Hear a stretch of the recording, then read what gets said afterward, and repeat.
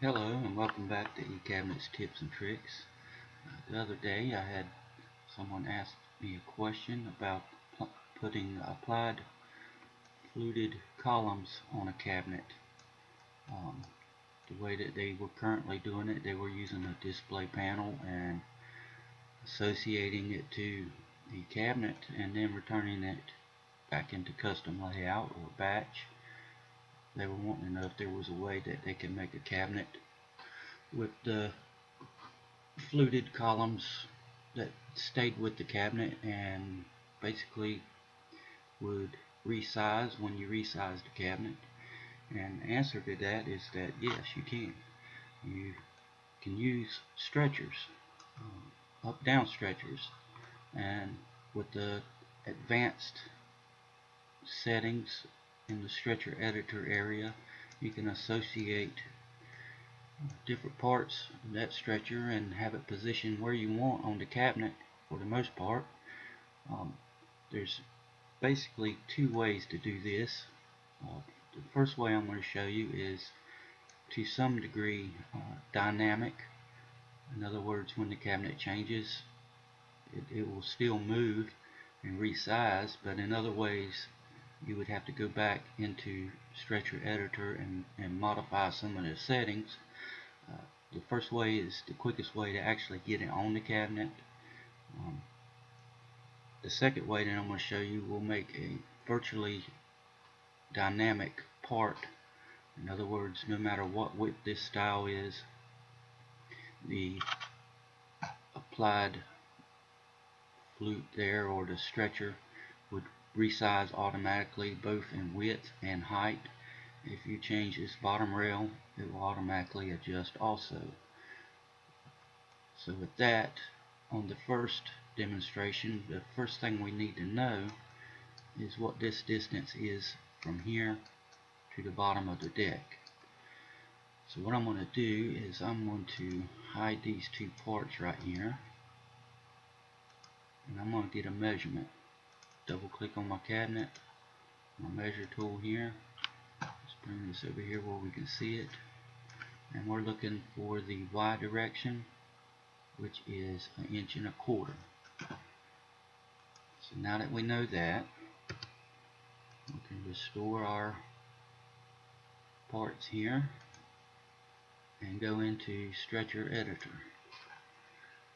Okay, now what we need to do is click on our top and our deck, and we're going to add a stretcher. Okay, I want that stretcher, this is a 4-inch style, I want to have 1 inch between the outside edge of my stretcher here and the door. Actually, it'll be a half inch overlay. And I'm going to make my stretcher 3 inches and on all butt joints, and since more than likely this will be machined on the router, I'm going to click on a sheet stock that I have created called 3/4 solid stock.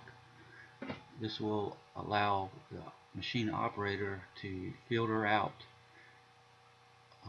these parts at the machine and cut them on actual solid stock versus plywood. If you use 3/4 maple plywood, then it would nest it right in with all the other parts and cut it out of plywood. So I'm going to select 3/4 solid stock, and I'm going to click OK. Now we have our up-down stretcher that goes from the bottom of the top to the top of the deck. And we're going to modify that.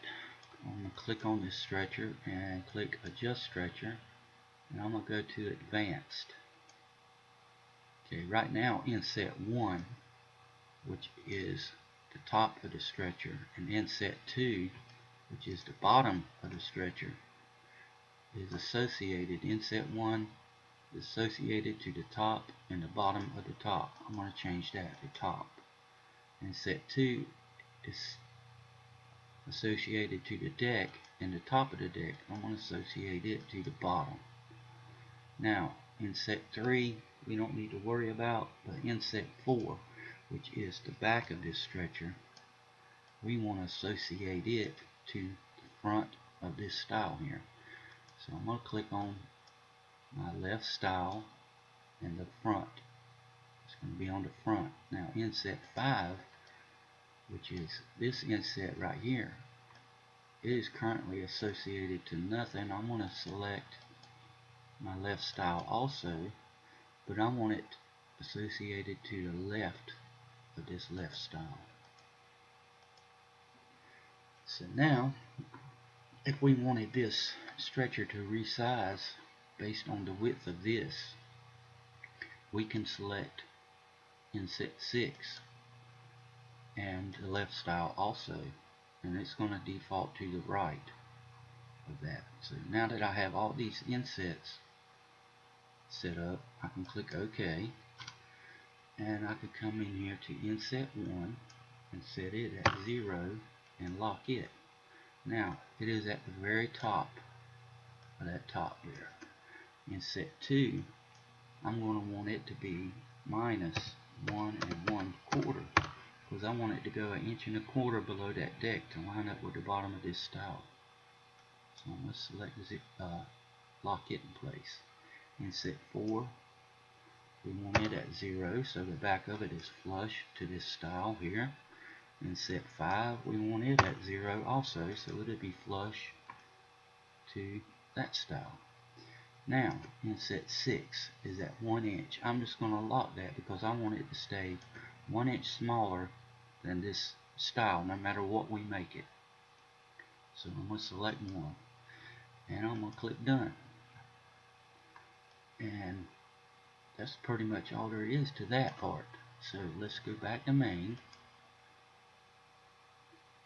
and let's play around with this. So what I'm going to do is I want to first of all change the width of this cabinet from 30 to, let's go 42 and enter.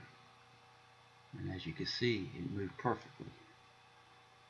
Okay, now if I change the height of this cabinet from 36 to 42 and enter, it changes also.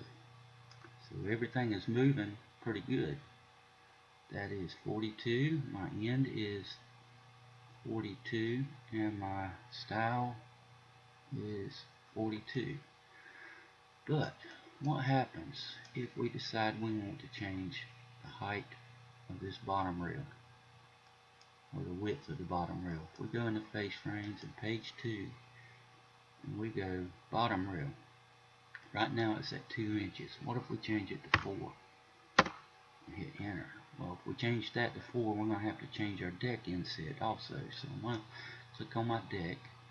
I added 2 inches to that, so I'm just going to go 1.25 inches plus 2 and enter and click OK. As you can see, the bottom rail moved, the style increased, but this inset here that we had set stayed at 1.25 inches. So now we would have to go into stretcher editor every time you change that and click on our stretcher and adjust stretcher and change this from 1.25 inches to 1 1/4 plus 3 and minus and enter. Actually, it should have been 3 1/4 minus 3 1/4 and enter. So as you can see, that's not too awfully difficult, but you have to do it every time you make a change to the cabinet like that. But let's check out our inset 6 here. Right now that's 3 inches, so let's go back to main. That should be 3 inches, and it is. Let's change the width of our left style here. Let's change it from 4 to, let's say, 6. And okay. Since we have that inset 6 set, this changes automatically also. Goes from 3 to 5. So all that's working good except for this. If you change the bottom rail or this deck inset, then you have to go back in the stretcher editor and change it. At the same time, if you deleted this deck, you didn't want a deck or a bottom rail, you're going to lose this stretcher. Same with the top. So to some degree it's dynamic, but to other degrees it could be a little bit aggravating to work with. On the next video, I'm going to show you how to create one that is much more dynamic, and it's a little bit more involved to get in the cabinet, but after everything's said and done, you'll be able to change these styles. You'll be able to remove your deck. You'll be able to remove your top if you want. You can change the bottom rail, the deck inset. You can put an inset on your top. So stay tuned for that video, and I'll explain how I create that type of a fluted column. The only thing left to do to this would be to create the flutes. In another video, I'll go over how to create flutes on these parts and assign constraints to them so that they will move uniformly whenever this changes in height and width. So stay tuned for those videos. Thank you for watching, and have a